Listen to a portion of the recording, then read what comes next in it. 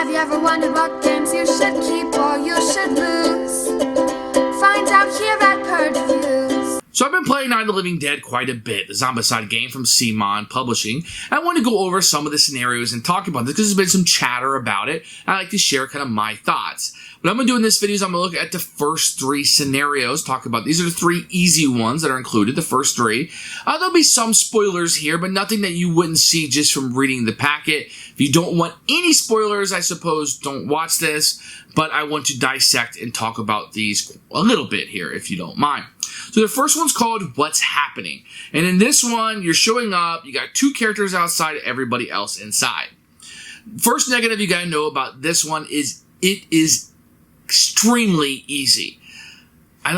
Most of these have been very easy. I haven't taken any wounds. You got to look at these first three more as tutorials. In particular, the first one. You're going to learn how to move around, and you're going to learn how to navigate the system of the game a little bit more. It's almost a wasted scenario in that regard, and a lot of people have taken time online to make variants to make this a little bit more competitive, if you will, because right now, it is extremely easy. So the first scenario we're going to try to do is board up all the windows. The two people are running in, and you want to board up all the windows. The barricades are all there. You don't really need the boards to do so. So you just take a lot of time taking that barricade and moving around. You're going to need some boards at some time to kind of board these windows open, and you're searching a lot.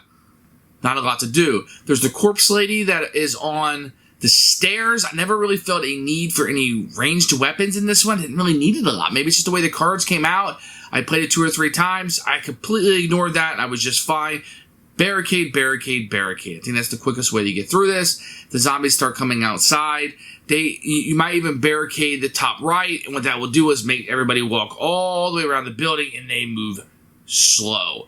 So if you can barricade one side of the house and get a cocktail over there that will move the spawn zone, I think you're going to be safe. Nobody will even get into the house, and it became just an exercise of moving chits around until I got to the conclusion of the scenario. So that was a pretty easy one to do. Not a lot of challenge there. I did like the idea of barricading it up, right? That happens in the movie quite a bit. So thematically, I think it really worked really well. I just needed more of a challenge of what was going on in the game, and it really did not give any whatsoever. So in scene 2, you're looking for the keys, and what you got to do in this one is search, search, search. Now the trick of this is you only search one time per round. So you need to get through the deck of cards, and every character needs to search at least once per round. Just kind of churn that deck and get out. You're going to have some relatives that will pop out. You need to slaughter them as quickly as possible. And you want to be careful on that 6th character, whoever's going last, to make sure they search with the first action. That way if something comes up, they can kill them, because if not, you're going to cause yourself some trouble inside the house, which you do not want. So this one is just churning about, searching the deck as much as possible. So this is a negative. This one is you will definitely see the entire deck by scene 2. So you've seen everything there is to search for, and you've gone through it. So at this point in the house deck, there are no more surprises in the game. Strategically, I don't think there's any reason to search for the melee weapons and the ranged weapons. You just kind of want to bash through this one and search as quickly as possible. I think if you just search for other weapons, you're just wasting time. Your mileage may vary. You might find a very different strategy for that. But it's just search that house deck as quickly as possible. It's very narrowly focused of what you want to do, and you just want to do it as quickly as possible. Found this one to be very easy. Kind of move around. You don't have to worry about the goals very much, and you just get into that deck, pumping it, and you'll see everything there is to offer right here in this scenario. The trick to this one is going to be that at the end of the player's phase, if there's ever a goal inside the house, you will lose automatically. You can't let anybody in because thematically they will overrun the house.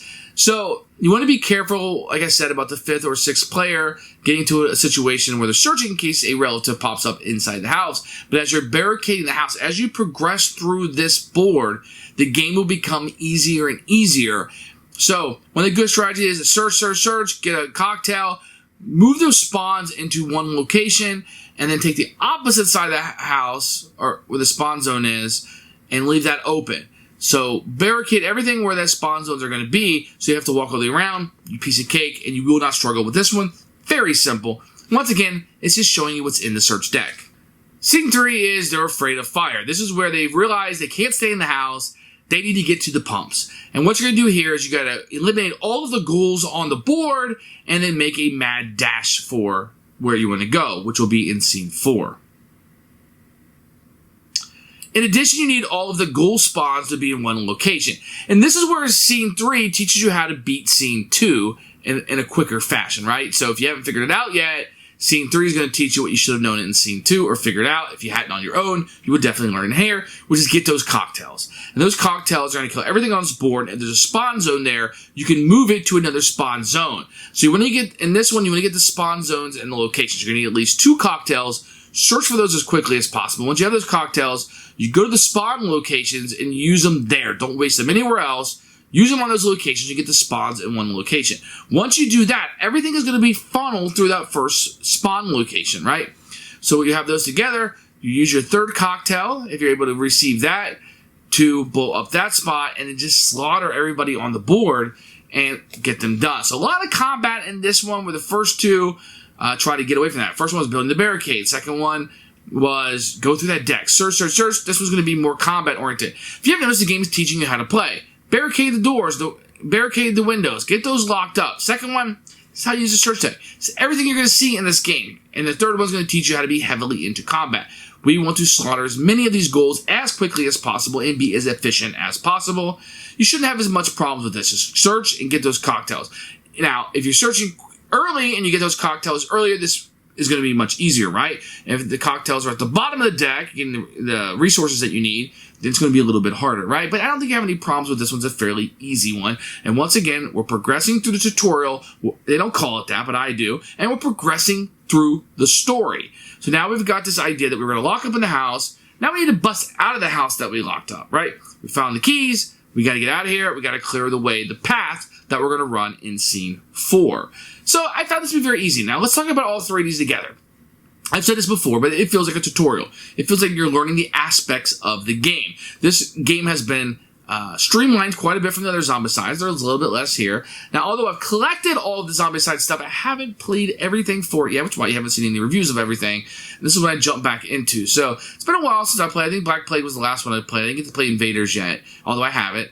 But I jumped back into this because of the theme and the IP that it was based on really appealed to me and the smaller nature of it. You had 1 box and 1 expansion.